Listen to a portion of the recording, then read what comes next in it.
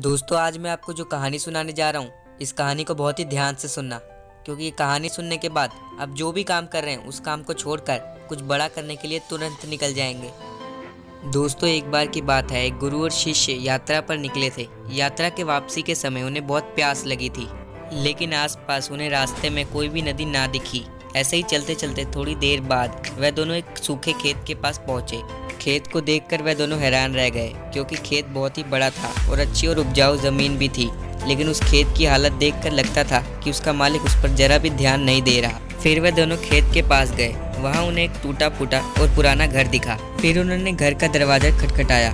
दरवाजा खटखटाने पर अंदर से खेत का मालिक बाहर आया और उसके साथ उसकी पत्नी और बच्चे भी निकले। गुरु ने उन तीनों को ध्यान से देखा। सभी फटे और पुराने कपड़ों में थे। फिर गुरु ने उनसे एक गिलास पानी मांगा। पानी पीते पीते गुरु ने कहा, आप लोगों के पास इतना बड़ा खेत है, लेकिन आप लोग इसमें फसल क्यों नहीं उगाते हो? फिर आप लोग अपना गुजारा कैसे करते हो? फिर खेत के मालिक ने कहा कि हमारे पास एक गाय है जो कि बहुत ही अच्छा दूध देती है। वही दूध को बेचकर हम अपने 3 वक्त की रोटी खाते हैं और बचे हुए दूध का हम सेवन करते हैं और हमारा गुजारा ऐसे ही चलता रहता है। फिर उन लोगों को बात करते करते काफ़ी देर हो गई और रात भी हो चुकी थी। फिर गुरु ने सोचा कि आज रात हम यहीं गुजार लेते हैं। उन्होंने खेत के मालिक से अनुमति ली और घर के अंदर गए।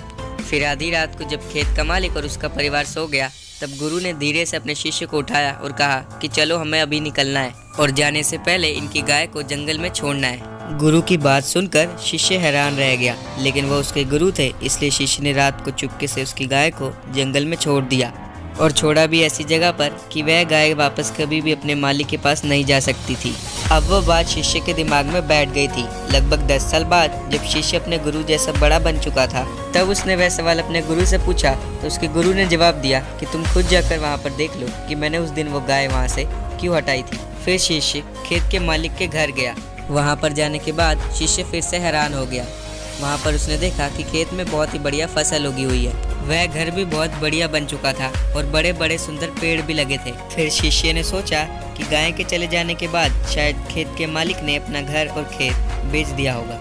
फिर वह वहाँ से जा ही रहा था कि उसने उस आदमी को देखा, लेकिन उसने इस बार बहुत ही सुंदर कपड़े पहने हुए थे। फिर शिष्य ने उस आदमी से पूछा कि तुमने मुझे पहचाना? मैं तुमसे सालों पहले मिला था।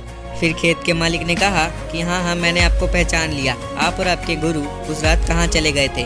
आपके जाने के बाद पता नहीं मेरी गाय भी उस रात कहाँ चली गई और तब से लेकर आज तक वापस भी नहीं आई। गाय के जाने के बाद मैं बहुत परेशान हुआ, लेकिन मुझे कुछ ना कुछ तो करना ही था। फिर मैंने लकड़ी काट के बेचना शुरू किया। उससे मुझे जो पैसे मिले उससे मैंने अपने खेत में फसल उगाई। आखिर मुझे अपनी मेहनत का फल मिला। फसल बहुत ही बढ़िया निकली और उस फसल को बेचकर मैं बहुत ही अमीर बन गया। अगर उस दिन वह गाय वहाँ से ना गई होती तो आज मैं इतना अमीर ना होता। दोस्तों, क्या आपकी ज़िंदगी में भी कोई ऐसी गाय है जो कि आपको बेहतर ज़िंदगी देने से रोकती है? अगर है तो इस कहानी की तरह उसे भी कहीं दूर छोड़ाइए। तो उम्मीद है दोस्तों आपको ये वीडियो पसंद आया होगा। अगर पसंद आया तो इस वीडियो को लाइक ज़रूर करना और ऐसी और मोटिवेशनल वीडियोज़ देखने के लिए हमारे चैनल को सब्सक्राइब करना ना भूलें।